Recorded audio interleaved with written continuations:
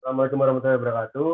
Selamat pagi, siang, sore, dan malam untuk teman-teman yang menonton serta ibu dosen.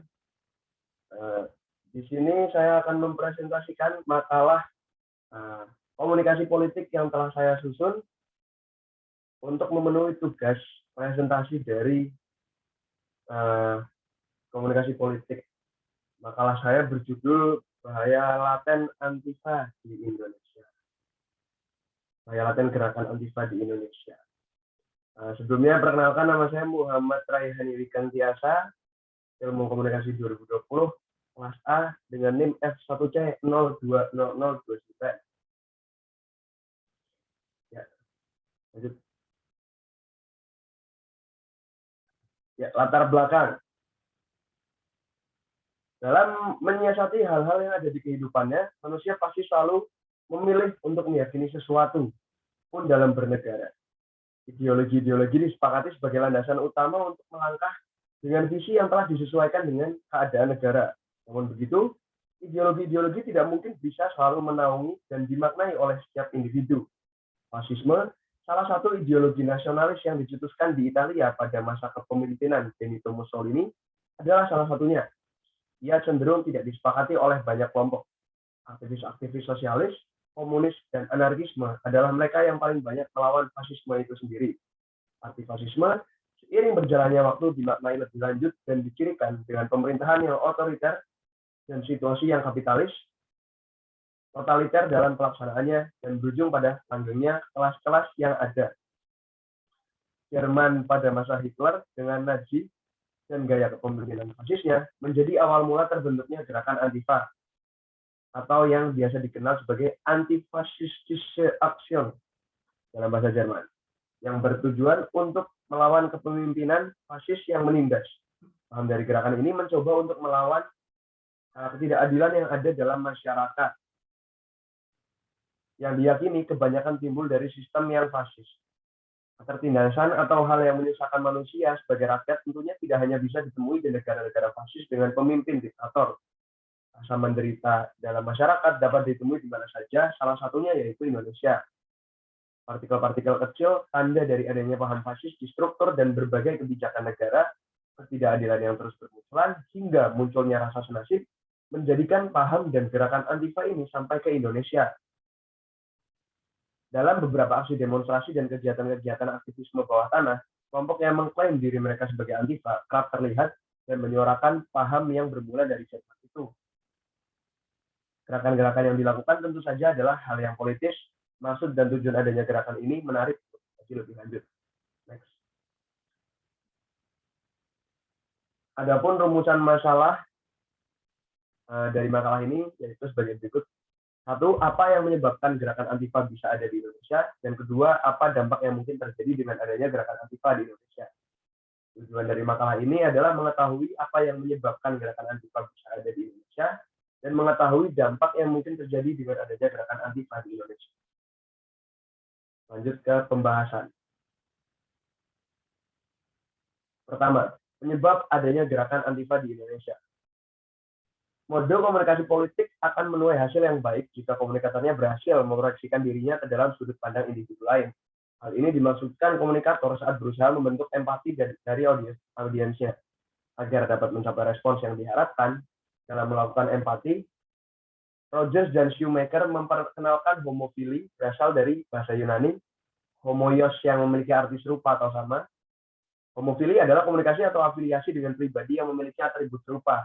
Empati dan homofili dapat menyebabkan adanya situasi yang intim sehingga komunikasi politik dapat berjalan secara efektif. Meskipun gerakan Antifa di Indonesia berjalan dari bawah tanah dan tidak ada tokoh individu tertentu yang menjadi komunikator politiknya, tetapi homofili ini diciptakan lewat paham Antifa itu sendiri. Penderitaan, ketertindasan, ketidakadilan, dan kemauan menjalani gerakan aktivisme yang memiliki sikap menjadi atribut-atribut yang melandasi tersebarnya paham Antifa di Indonesia. Gerakan Antifa selalu berusaha melawan hal-hal yang selama ini menjadi polemik dalam tubuh masyarakat seperti rasisme, hingga kekuasaan yang mengungkung kebebasan. Kalangan yang paling getol dalam menyuarakan hal-hal tersebut ada di kalangan pelajar dan mahasiswa. Maka tidak heran jika landasan-landasan pikiran melawan sistem yang otoriter itu akan diminati oleh banyak individu yang mendambakan keadilan. Berangkat dari terciptanya situasi sama rasa tersebut, jalan agitasi politik ditempuh oleh kelompok yang mengklaim diri mereka sebagai kolektif Antifa. Menurut Arifin, agitasi politik yang berasal dari bahasa Yunani yaitu agitare adalah bentuk komunikasi yang bertujuan untuk membangkitkan dan menggerakkan rakyat kepada suatu gerakan politik, baik lisan maupun tulisan dengan cara merangsang emosi khalayak. Dimulai dengan membuat kontradiksi dalam masyarakat dan menggerakkan khalayak untuk menentang kenyataan hidup yang ada. Secara historis, gerakan antifasis pernah muncul di Indonesia, yaitu lewat gerakan rakyat antifasis gerak yang diikuti oleh Musso, Lim Kuan Hian, dan Kiai Haji Zainal Mustafa pada Mei 1940, seperti yang disampaikan Suhoki dalam buku Orang-orang di Persimpangan Kiri Jalan. Ada pula Liga Antifasis yang tercatat di dalam ensiklopedi pendudukan Jepang di Indonesia. Organisasi bawah tanah ini dibentuk oleh sekelompok orang-orang komunis Tionghoa di Medan, Sumatera Utara. Kelompok-kelompok itu teramat tekun dalam menyerukan propaganda antifasisme Nazi dan kekaisaran Jepang selama gejolak Perang Dunia II. Sultan Syahrir juga membuat organisasi serupa yang akhirnya mendapat bantuan dari pihak sekutu. Namun landasan sejarah itu tidak terlalu menjadi penyebab munculnya gerakan Antifa yang hadir di era ini. Pada dasarnya, gerakan antifasisme yang dulu dan sekarang pun sudah mengalami perubahan yang cukup signifikan dari metode advokasi hingga gaya melawannya itu sendiri. Dewasa ini, gerakan-gerakan agitasi politik Antifa banyak dilakukan lewat media sosial. Kolektif antifasis atau @kolektiva menjadi basis paling kuat yang turut menyelesik ke dalam masyarakat Indonesia dengan membawa paham-paham Antifa lewat media sosial Instagram. Dengan akunnya yang memiliki pengikut sebanyak 138.000. Kelompok yang mendeskripsikan diri sebagai media alternatif anti-otoritarian tersebut artinya dalam mencoba membangkitkan emosi khalayak dengan menampilkan unggahan yang berisi dengan kontradiksi-kontradiksi yang ada dalam masyarakat, seperti reportase konflik masyarakat desa dengan aparat, pemrotesan dan kajian terhadap isu terkini, dan lain sebagainya. Meskipun tidak mengakomodir massa untuk turut beraksi dengan atribut-atribut gerakan Antifa, paling tidak audiens dan pengikut aktif akun Instagram @kolektiva secara jelas tergugah emosinya. Bahkan tidak jarang terdapat komentar-komentar dengan tagar yang masih disuarakan seperti aparat mati dan tanggapan frontal terhadap kontradiksi yang terjadi dalam masyarakat itu. Next. Lalu dampak yang mungkin terjadi dengan adanya gerakan Antifa di Indonesia sendiri yaitu yang pertama, resiko yang tidak disadari. Paham-paham seperti ini mungkin tidak terlalu diambil pusing oleh masyarakat. Padahal sebenarnya jika tidak terawasi dengan baik, paham Antifa dapat menimbulkan kelompok-kelompok yang terlibat dalam gerakan itu menjadi radikal dan bertindak semena-mena dengan dalih perlawanan. Karena dalam melakukan perlawanan langsung, Antifa memiliki atribut pakaian hitam-hitam dan memakai topeng helm agar tidak dapat ditentukan aparat.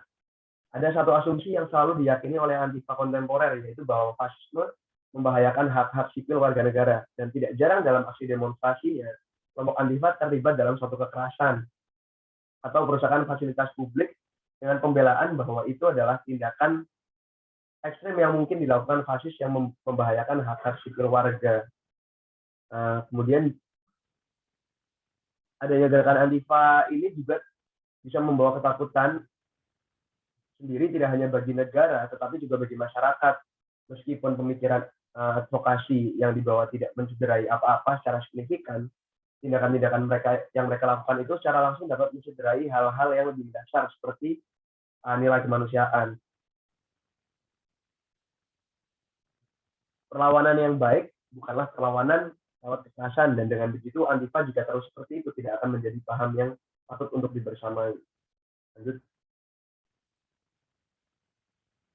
Ya, kesimpulan dari makalah ini adalah Antifa dengan maksud dan tujuannya memiliki posisi tawar yang strategis serta cukup kuat untuk pada akhirnya bisa menjalankan komunikasi politik yang efektif.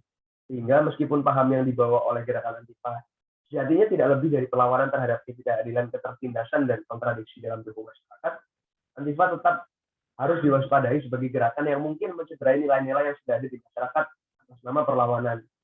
Di Indonesia sendiri, Antifa dan segala gerakannya sudah banyak diketahui oleh orang-orang, dan masyarakat hanya perlu mengawasi dan mengetahui resiko yang mungkin terjadi yang termuat dalam makalah ini.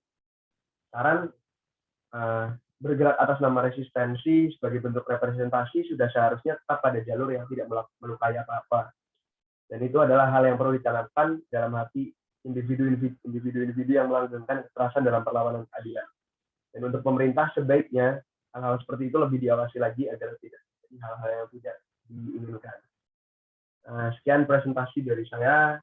Terima kasih. Wassalamualaikum warahmatullahi wabarakatuh.